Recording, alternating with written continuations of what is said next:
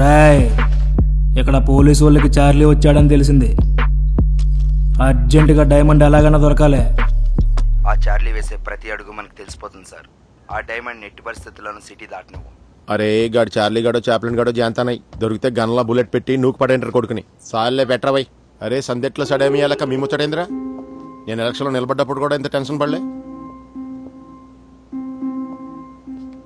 బా బా ఏ కథలా ముచ్చట చెప్.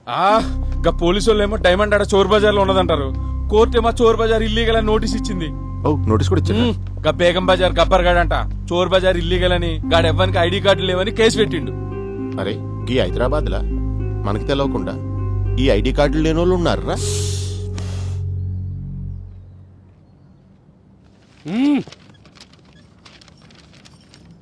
మన కుటుంబ సభ్యులందరికీ శుభవార్త.